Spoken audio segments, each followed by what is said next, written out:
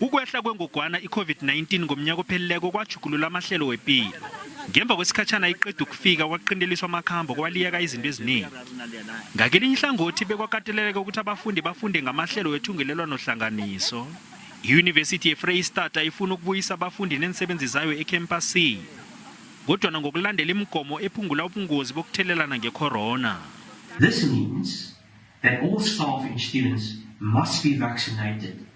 They must be able to provide vaccination certificates as from the 1st of February to enter all of our 3 campuses.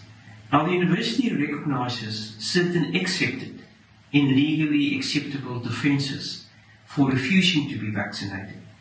Abafundi nenhlangano ezibajameleko bazokalisa amazizo wabo malungana nalelihlelo elikhombela ukuthi wonke umfundi kufanele ajove. The general feel of students is that as an institution, we're not at a point where we should move to a point of mandatory vaccination yet. We reject mandatory vaccine for students as we feel like the constitutional right of students is going to be infringed on. What's so special about this virus at the moment? Although they say it's deadly, why force vaccination? We do encourage all students to vaccinate. We think it's important. However, all students must have access to the university, whether vaccinated or not. Bomkhandlu abafundi bahlele ijima lemveke ezimbili ukuthoma ngempela veke le malungana nokuchochozela abafundi ukuthi bayokujova kunye nokubafundisa ngokuqhakatheka komjovo kiwo wonke umuntu.